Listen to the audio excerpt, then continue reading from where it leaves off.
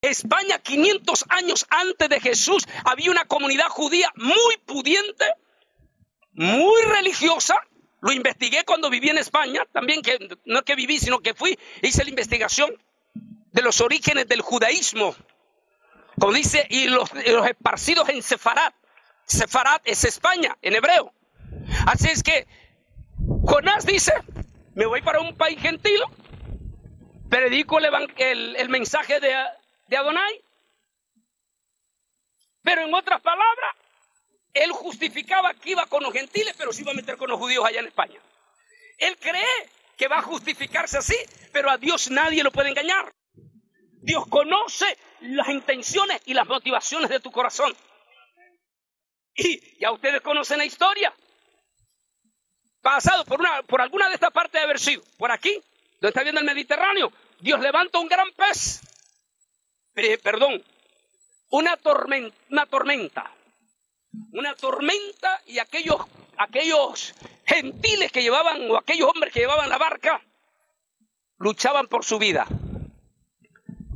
Y la conciencia le remuerde a Jonás. ¿Cómo desearíamos que algún día la conciencia le remordiera a Cash Luna, a Guillermo Maldonado, a César Castellano y todos estos tipos, y se arrepintieran alguna vez? Y la conciencia le remordió a Jonás. Y aquí es donde debemos de admirar. Era religioso, pero sincero. Y cuando hay un religioso que en realidad hace toda esa práctica porque así se lo enseñaron su religión, pero en lo profundo de su corazón él ama a Dios, siempre esa persona al final Dios toma el control. Ese es el caso de Jonás. Su conciencia le remuerde y decide tomar la acción de ponerse en las manos del Altísimo. Y decide salvar la vida de los hombres que van en esa barca. El verdadero hombre de Dios no piensa en sus propios bienes o en su propia seguridad de su vida, sino que piensa en la vida de los demás. El verdadero predicador, el verdadero pastor no piensa por su bienestar, por su condición, por su Mercedes-Benz o por la casa del $1.000.000, sino que piensa en el futuro de esas ovejas. Amén. Porque una iglesia es un barco.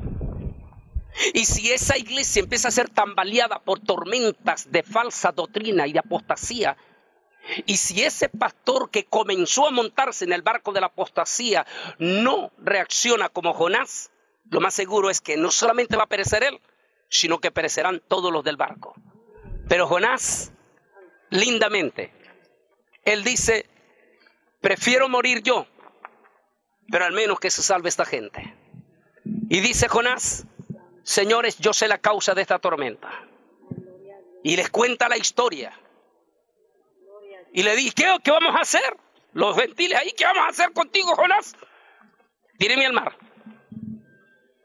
Jonás sabía que él había confiado en el Altísimo. Sabía que había desobedecido al Altísimo, pero sabía que el Altísimo es grande misericordia. Una vez el rey David vino Dios y le dijo, ven David, le dijo Dios, te pongo tres juicios. Uno, que caigas 6 meses en manos de tus enemigos.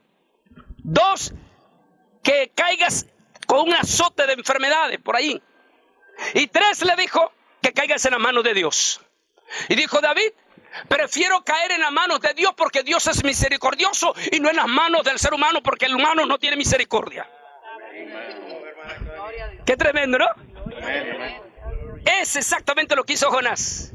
Jonás dijo, lánceme al mar.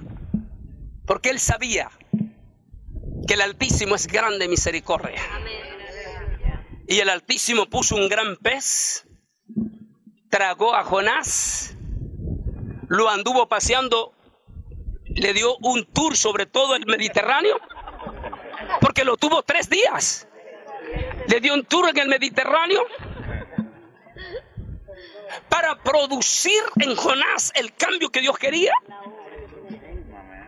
Y luego, qué casualidad, que el pez va y lo vomita exactamente en Nínive.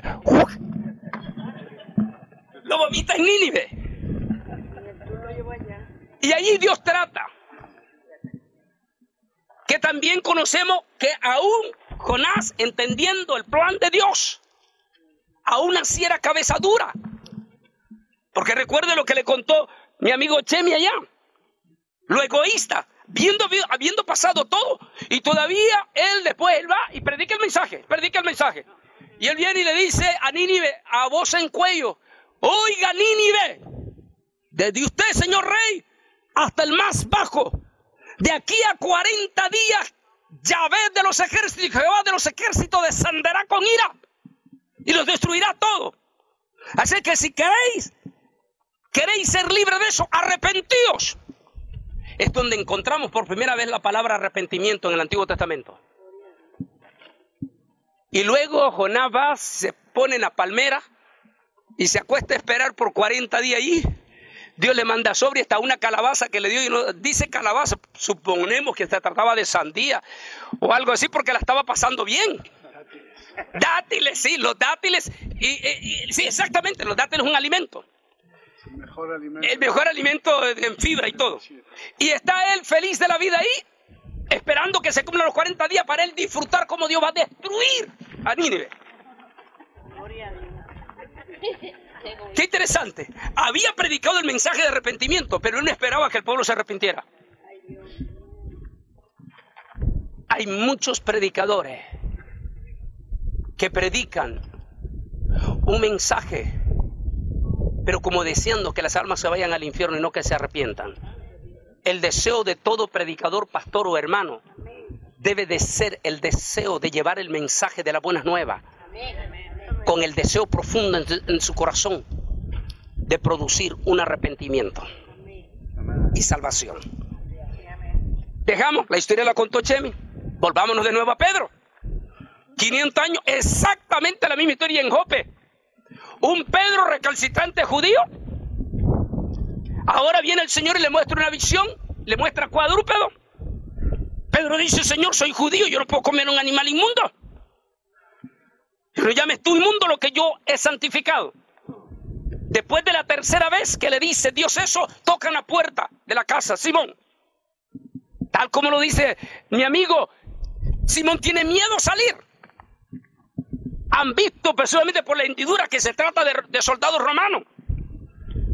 Así que Pedro tiene miedo. ¿Por qué? Porque todavía es un apóstol joven, bastante joven. O sea que perfectamente lo podían llevar los romanos como candidato a soldado a la fuerza. Así que Pedro tiene miedo. Pero en ese momento viene la voz de Dios y le dice: sal y recíbelos, porque ellos vienen para llevarte a la casa de Cornelio. Ve con ellos y haz todo lo que ellos te digan. Y así sale Pedro, aquel judío recalcitrante que demuestra su judaísmo aún frente al propio Cornelio. Miren lo que pasa. Cuando llega Pedro a la casa de Cornelio, Cornelio le cuenta que ha tenido una visión con Dios. Cornelio le cuenta que un ángel le dijo que mandara por Pedro a Jope, que le iba a traer el mensaje. Pedro le da las buenas nuevas del evangelio, le predica las buenas noticias a todos los gentiles ahí. Todos los gentiles, incluyendo Cornelio, reciben a Yeshua, a Jesús. Lo reciben, y al recibirlo, porque ese es el requisito de lo que, como dice el doctor Dodson, cuando lo que Dios hace no tiene sentido. Nadie puede recibir el Espíritu del Espíritu Santo. No se puede recibir si no es a través del Mesías Salvador. Cuando ellos aquí, en uno de estos lugares, estaba la casa del famoso coronel. Cuando Pedro cuando todos reciben a Jesús, levanta su mano para entregarse, Pedro empieza a ver algo que lo deja con la boca abierta como judío. Empieza a ver que el Espíritu Ruach HaKodesh empieza a derramarse sobre aquellos gentiles. Hasta en ese momento, Pedro como judío sabía que Ruach HaKodesh solo se puede derramar sobre un judío. Pedro se queda con la boca abierta y con los ojos bien pelados y perplejo. y se lo voy a mostrar cómo lo dice en su posición religiosa. Mire lo que dice aquí.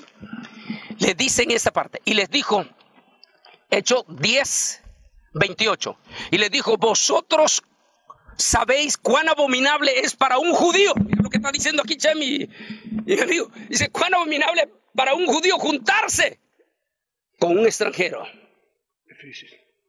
Pero a mí me ha mostrado Dios que a nadie llame común o impuro.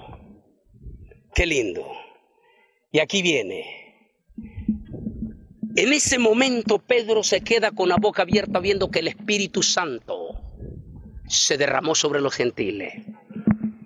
Después de Pentecostés, que lo vamos a ver la otra semana, después de Pentecostés, que se derramó el Espíritu Santo sobre más de 3,000 personas en Jerusalén. En esta ocasión, el derramamiento del Espíritu Santo había sucedido únicamente con judíos.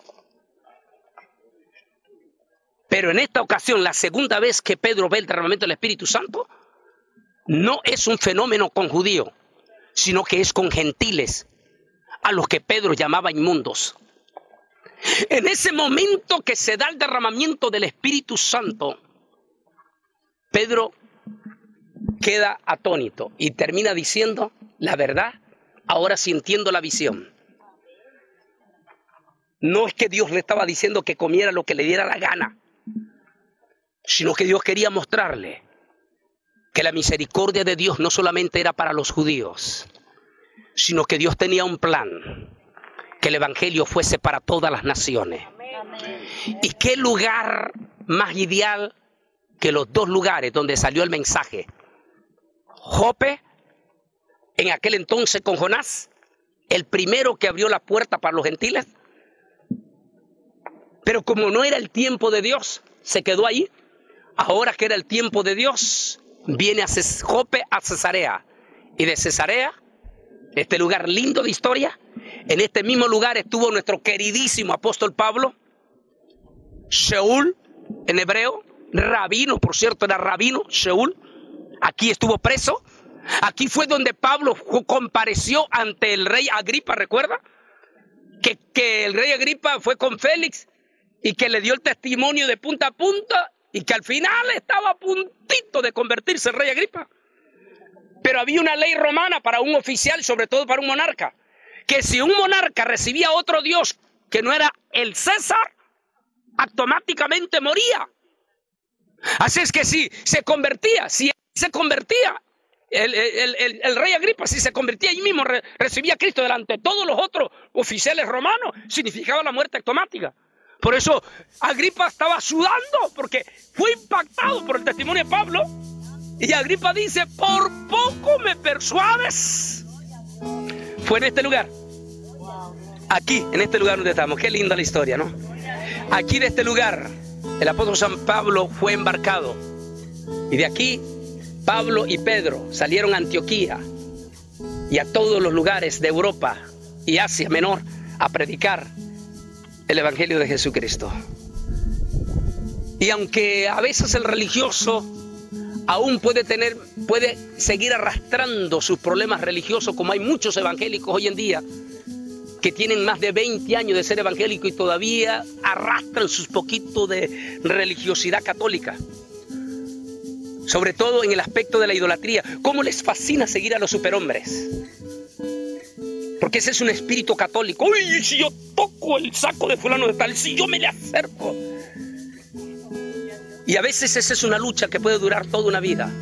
Porque aún Pedro, muchos años después, Pablo tuvo que reprenderlo, porque tenía prejuicio gentil. Al final Pedro pidió perdón. Lo que quiero decir en otras palabras es que esta experiencia que estamos viviendo es única aquí en la tierra, en el lugar.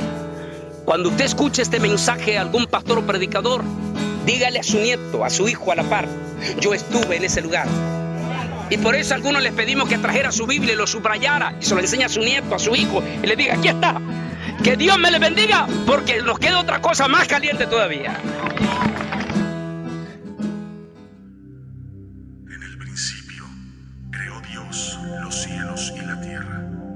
Y la tierra estaba desordenada y vacía, y las tinieblas estaban sobre la faz del abismo. Y dijo Dios: sea la luz. Y fue la luz. Y vio Dios que la luz era buena.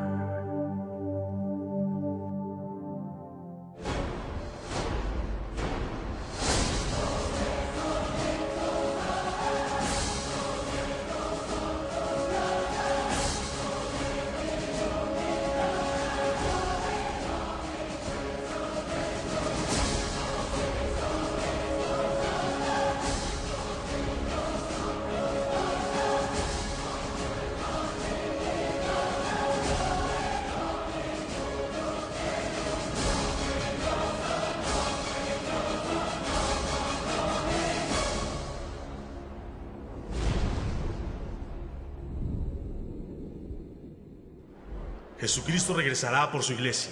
La Biblia dice en Mateo 24:42: velad pues, porque no sabéis la hora en que ha de venir vuestro Señor. Quiero que sepan, hermanos, que Jesucristo podría venir el próximo mes, o podría venir la próxima semana, incluso hoy mismo.